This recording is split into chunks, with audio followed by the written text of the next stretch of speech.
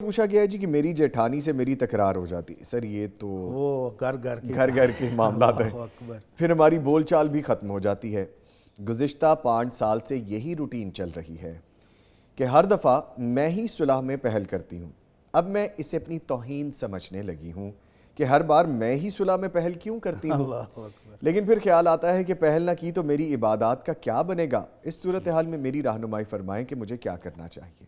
ماشاءاللہ ایمان مضبوط ہے جی اور اس وجہ سے وہ ایمان یاد کراتا رہتا ہے کہ صلح بھی کرنی ہے, کہیں عبادت قبول ہونے سے نہ رہ جائے. جی تو اللہ کے نبی صلی اللہ علیہ وسلم کا یہ فرمان ان کو ہم دوبارہ یاد کرا دیتے ہیں جی کہ اللہ رب العزت کے سامنے جب اعمال پیش ہوتے ہیں سوموار اور جمعرات کے دن, جی تو اللہ تعالیٰ بہت سارے لوگوں کو بخش دیتا ہے سوائے مشرک کے اور 2 ان افراد کو جو لڑے ہوئے ہوتے ہیں. تو اللہ تعالیٰ فرشتوں کو حکم دیتے ہیں انذروا ھذین حتی یصطلحا, ان کا معاملہ پینڈنگ میں رہنے دو, جب صلح کریں گے پھر دیکھیں گے.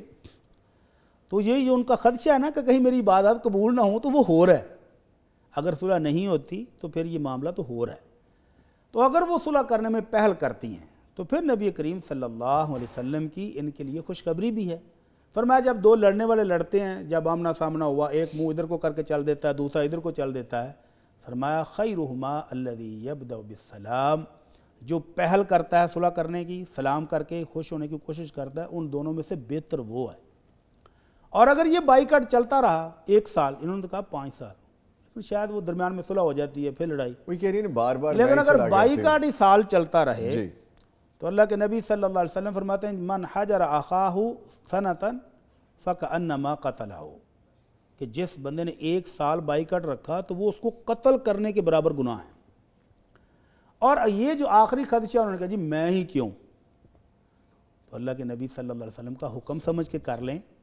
آپ نے فرمایا لیس منا من لم یوقر کبیرنا ویرحم صغیرنا, جو ہمارے بڑوں کی عزت نہیں کرتا, چھوٹوں پر شفقت نہیں کرتا, وہ ہم میں سے نہیں ہے. تو یہ چھوٹی ہیں تو بڑوں کا احترام کریں, عزت کریں. جب وہ روٹھے منا لیں, اب شیطان آ کر وسوسہ ڈالتا ہے, اوہو تیری تو ناک نہیں رہی, تیری کون سی عزت رہ گئی, ہر بار تو ہی منائے. تو یہ شیطانی وسوسہ ہے, کیونکہ اللہ کے نبی صلی اللہ علیہ وسلم فرماتے ہیں ما زاد اللہ عبدا بعفو الا عزا وما تواضع احد للہ الا رفعہ اللہ. جو بندہ بھی درگزر کرتا ہے, معاف کر دیتا ہے, تو اللہ اس کی عزت میں اضافہ کر دیتے ہیں. اور جو اللہ کے لیے نرم ہو جاتا ہے, جھک جاتا ہے, عاجزی اختیار کرتا ہے, اللہ اس کو بلندیاں دے دیتا ہے. بے شک. تو اس بہن کو یہ خیال دل سے نکال دینا چاہیے کہ میں منانے جاتی ہوں, میں صلح کرتی ہوں تو میری عزت میں کمی ہوتی. نہیں, اللہ عزت میں اضافہ کرے گا. اور یہ شیطانی وسوسہ فوراً جھٹک کر جیسے ہی لڑائی ہو دوسرے ہی دن ان کو صلح کر لینی چاہیے, کوئی بات نہیں.